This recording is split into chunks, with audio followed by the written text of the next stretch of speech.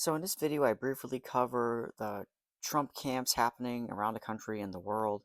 First, the CECOT facility in El Salvador, created by Nayib Bukele to confine gang members, opening in 2023. The prison has zero human rights obligations. Trump, in March 2025, used the Alien Enemies Act of 1798, basically invoking war in the US to capture people to the facility, with hundreds of people taken there. But there is zero evidence and standard due process for who is taken. The second facility resides in Guantanamo Bay in Cuba, specifically capturing or working on capturing European allies, attempting to deport 9,000 foreign people from Italy, Ireland, Germany, the Netherlands, etc. When most people thought this was like about capturing illegal brown immigrants, as because nobody speaks until it happens to them, and then there's nobody to speak for you. Anyways, in January, 30,000 immigrants were to be rounded up to the tent camps, but this didn't match the infrastructure requirements. The American Civil Liberties Union laid down a lawsuit stating, quote, the government is perversely utilizing Guantanamo's well-known site as, as abuse for abuse and mistreatment, including CIA black sites. Moving on to the third facility, the third camp is actually being stalled by Native American activists. There's tons of other stories on this, but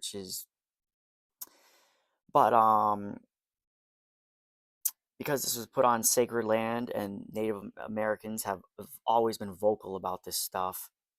As soon as this was figured out, people were actually being freed from the camp and relocated. But a fourth camp, which is even more demonstrable, the fourth prison is pretty recent location in Indiana, coined the Speedway Slammer after its partnership with the Department of Homeland Security.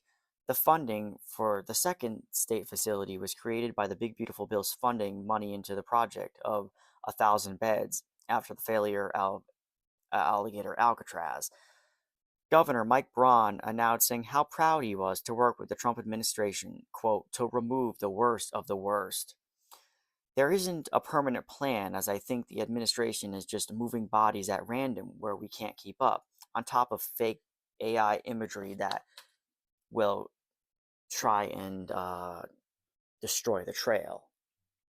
All right, so this is all being funded by ICE, actually. ICE is paying Palantir $30 million to build an immigration OAS surveillance platform. Ah, shit.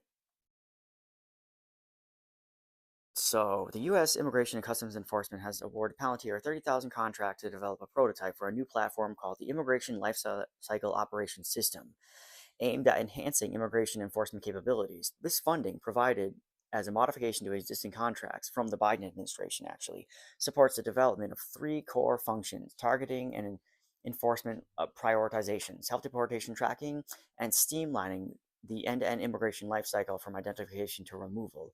The prototype is expected to be delivered by September 25th, 2025, with the overall contract duration extending through at least September 2027.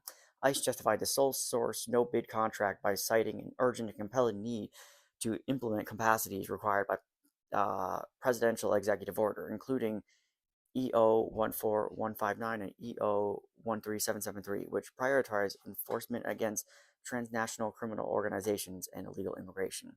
The agency claims Palantir is the only vendor capable of delivering the prototype within the required time frame due to its existing infrastructure, deep institutional knowledge of ICE operations, and an approved authority to operate. Palantir has been a contractor for ICE since 2011 and currently maintains the investigative case management ICM system, which serves as the foundation for a new immigration OS system platform. The $30 million award is in addition to the 2022 contract, originally valued at about $17 million, which has been increased multiple times previously. The new system aims to provide a near real-time visibility into self-deportation and improve the efficiency of deportation logistics, particularly targeting individuals such as violent criminals, gang members, including MS-13 and Tran de Argua, and visa overstays. The funding and development of OS are part of a broader efforts under the Trump administration to escalate deportation tactics and scale. But we know this isn't purely just for capturing criminals, but the technology should be utilized as such. Um, anyways, I'll be back with more information. Like and subscribe.